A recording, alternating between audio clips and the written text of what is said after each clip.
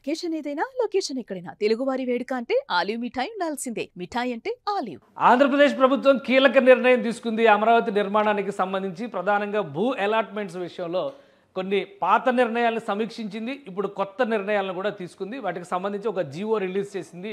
ఆ జీవోలో ఏముంది? పాత నిర్ణయాల ప్రకారం కొన్ని సంస్థలకి ఆల్రెడీ కేటాయించినటువంటి భూముల్ని రద్దు చేయడం, కొన్ని సంస్థలకి సంబంధించి రద్దు చేయడమే కాకుండా ఆ భూముల్ని మరికొన్ని సంస్థలకు కేటాయించడం, ఇటువంటి నిర్ణయాలు తీసుకుంది. సో టోటల్గా ఈ జీవోలో ఏమి ఎక్స్ప్లెయిన్ చేస్తారో ఒకసారి మనం చూద్దాం. జీవోలో ఉన్నటువంటి అంశాలను బట్టి చూస్తే కనుక దాదాపు 22 సంస్థలకి భూ కేటాయింపులకు సంబంధించినటువంటివి క్యాన్సిలేషన్ డెసిషన్ తీసుకుంది. ఇంతకు ముందర గ్రూప్ ఆఫ్ మినిస్టర్స్ మీటింగ్ జరిగింది. గ్రూప్ ఆఫ్ మినిస్టర్స్ ఇచ్చినటువంటి రికమెండేషన్స్ ప్రకారం ఏపీసీఆర్డీఏ గ్రూప్ ఆఫ్ మినిస్టర్స్ వీళ్ళందరూ క్యాబినెట్కి ఇచ్చినటువంటి రిప్రజెంటేషన్, క్యాబినెట్ దాన్ని అప్రూవ్ చేసింది. ఆ క్రమంలోనే ఈ డెసిషన్ తీసుకున్నది. Andhra Pradesh capital region development authority recommendations of group of ministers regarding the allocation of land for various institutions in APCRDA region. ఇది ముఖ్యమైనటువంటిది. ఎందుకంటే చాలా సంస్థలు ఇప్పుడు పనులు ప్రారంభించడానికి సన్నద్ధంగా ఉన్నాయి. వాటికి సంబంధించినటువంటి నిర్ణయాలు ఎంత వేగంగా తీసుకుంటే అంత వేగంగా పని ప్రారంభిస్తాం అనేటువంటి విషయాన్ని కూడా ప్రభుత్వానికి తెలియజేసింది. దీంతో క్యాబినెట్ మీటింగ్లో ఒక నిర్ణయం తీసుకుంది. అందులో ముఖ్యమైనటువంటి సంస్థలు ఏ సంస్థలకి పాత ల్యాండ్ అలాట్మెంట్ ఎక్కువ సైజులో ఉండి తక్కువ సైజులో తగ్గించాల్సినటువంటి అవసరం వచ్చింది. అలానే కొన్ని తక్కువ ల్యాండ్ వచ్చినవి ఎక్కువ కూడా అడిగినాయి. కానీ ఇందులో కన్సిడర్ చేసినటువంటి నిర్ణయాలను ఒకసారి మనం చూద్దాం. ఇది ఈ already continuing and revising the previous land allotments. ఈ లిస్ట్లో ఉన్నటువంటి సంస్థలు చూస్తే life insurance corporation of India, దీనికి గతంలో 0.75 ఏకర్స్ ఇచ్చారు.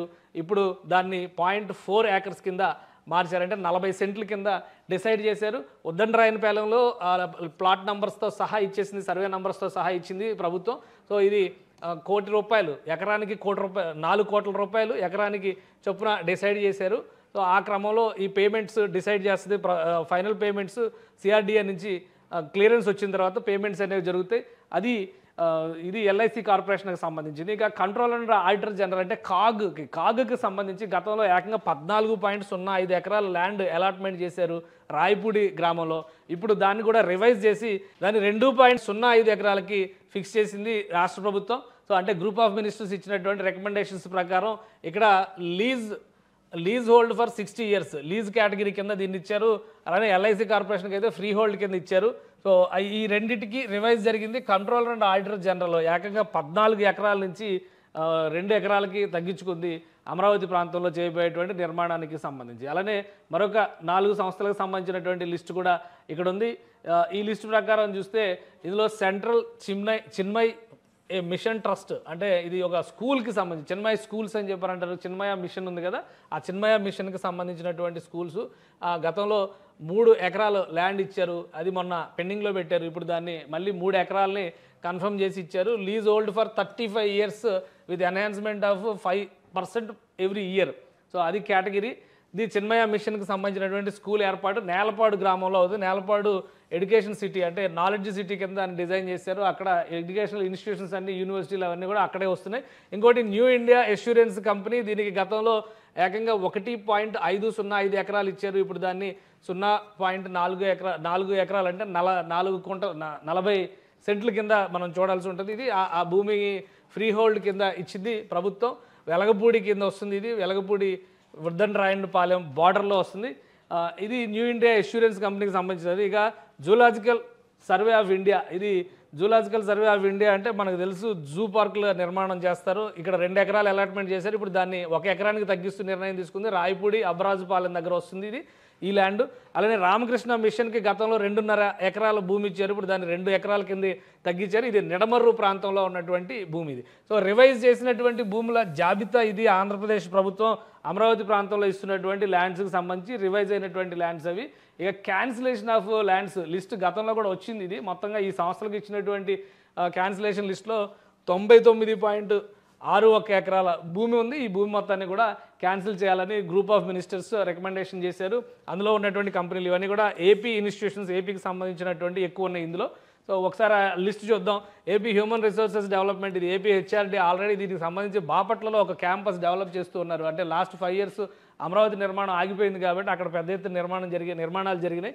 అందుకని దాన్నే శాశ్వత క్యాంపస్గా ఉంచాలని భావిస్తుంది ప్రభుత్వం. ఇక AP police department intelligence wing, దీన్ని కూడా క్యాన్సిల్ చేశారు భూమి. AP economic development board, AP EDB అనమాట, దీనికి సంబంధించి కూడా 2 ఎకరాలు ల్యాండ్ ఇచ్చారు. అది కూడా ఆపేశారు. ఇక ఏపీ స్టేట్ ఫైబర్ నెట్కి సంబంధించి అరెకరం ఇచ్చారు, అది కూడా ఆపేశారు. Centre for AP financial systems and services AP CFMSSకి సంబంధించినటువంటిది 4 ఎకరాలు ఇచ్చారు, అది కూడా ఆపేశారు. International institute of natural farming IINF దీనికి ఇచ్చినటువంటి ల్యాండ్ 5 ఎకరాలు, అది కూడా ఆపేశారు. AP state civil supplies corporation 0.39 ఎకరాలు ఇచ్చారు, అది కూడా ఆపేశారు. ఇండియన్ నేవీకి 15 ఎకరాలు ఇచ్చారు గతంలో, ఈ అలాట్మెంట్ని కూడా ఆపేశారు. అలానే ఇండియన్ మెటీరియలాజికల్ డిపార్ట్మెంట్ IMD అంటే వాతావరణ శాఖ, దీనికి 1 ఎకరం భూమి ఇచ్చారు, ఇది కూడా క్యాన్సిల్ చేసేసింది రాష్ట్ర ప్రభుత్వం. గ్రూప్ ఆఫ్ మినిస్టర్స్ ఇచ్చినటువంటి రికమెండేషన్స్, ఏపీ CRDA ఇచ్చినటువంటి రికమెండేషన్స్ ఆధారంగా.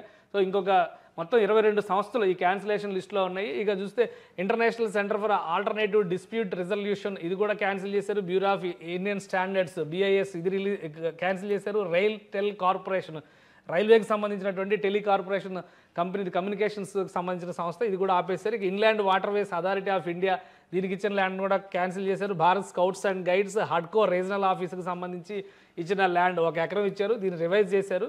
సో ఇక్కడ ఈ లిస్ట్ అయితే క్యాన్సిలేషన్ లిస్ట్లో ఉంది. యంగ్ మెన్స్ క్రిస్టియన్ అసోసియేషన్ అంటే YMCAకి ఇచ్చినటువంటి ల్యాండ్ క్యాన్సిల్ చేశారు.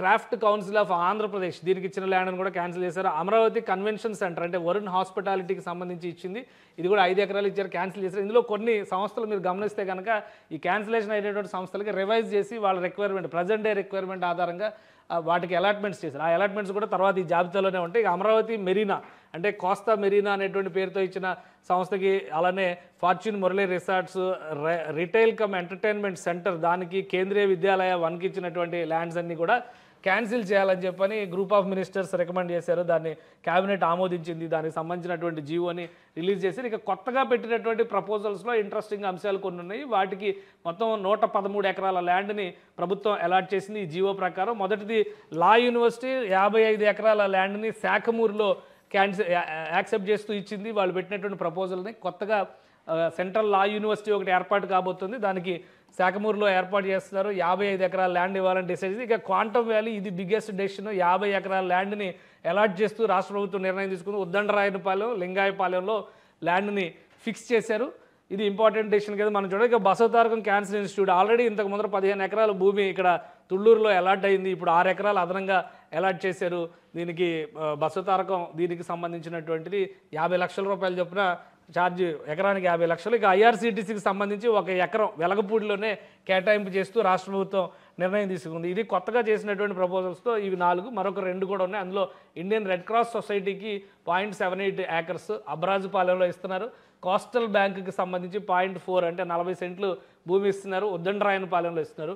ఈ 6 సంస్థలకు కూడా కేటాయింపులు చేస్తూ నిర్ణయం తీసుకుంది. ఇక revision of 3 entities have requested the revision of land అంటే చెప్పాను కదా, కొన్ని సంస్థలకి రివిజన్ చేసింది వాళ్ళ రిక్వైర్మెంట్స్ ప్రజెంట్ డే రిక్వైర్మెంట్స్ సంబంధించినటువంటి రివిజన్ జరిగింది. ఆ పెంచినటువంటి వాటికి కూడా ఆమోదం తెలిపింది. మొత్తం అలాట్మెంట్ 8 ఎకరాలకు పెరిగినట్టుగా ప్రభుత్వం చెబుతుంది. అందులో ముఖ్యమైనది ఏంటంటే రిజర్వ్ బ్యాంక్ ఆఫ్ ఇండియా గతంలో 2 ఎకరాలు మాత్రమే కేటాయించింది, ఇప్పుడు 3 ఎకరాలకి పెంచింది. అంటే 1 ఎకరం పెరిగింది. రిజర్వ్ బ్యాంక్ ఆఫ్ ఇండియాకి సంబంధించినటువంటి రీజనల్ ఆఫీస్ ఇక్కడ ఏర్పాటు అవుద్ది.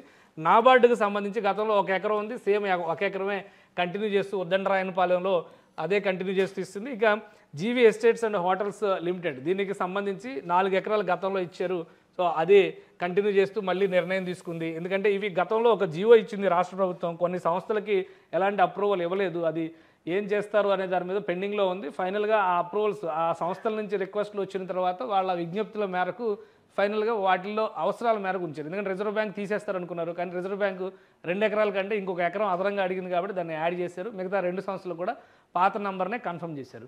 ఇక ఈ లిస్టులో confirmation of land allotments under 6th GOM ఇది 3 cases covering total of 103 acres. ఇది కూడా ముఖ్యమైనది, ఎందుకంటే పెద్ద ఇన్స్టిట్యూషన్స్ చేసినటువంటి రిక్వెస్ట్ల మేరకు వీటిని డిసైడ్ చేసింది. బిట్స్కి సంబంధించి బిట్స్ పిలానీ సంస్థ ఆంధ్రప్రదేశ్లో తమ ఇన్స్టిట్యూట్ స్టార్ట్ చేయాలనుకుంటే దానికి 70 ఎకరాల భూమి అడిగింది. గతంలో లాగా ఎడ్యుకేషన్ సిటీలో కాకుండా సీడ్ యాక్సిస్ రోడ్డు పరిసరాల్లో కావాలనేటువంటి విజ్ఞప్తి చేసింది. ఈ నేపథ్యంలో దీనికి మందడం వెంకటపాలెం అంటే ఇప్పుడు వెంకటేశ్వర స్వామి గుడి కట్టారు, అక్కడ ఆ గుడికి వెళ్ళేటువంటి దారిలోనే ఈ ప్లేస్ ఉంటుంది. ఆ జాగాలో మొత్తం మీద 70 ఎకరాల ల్యాండ్ని అలాట్ చేస్తున్నారు.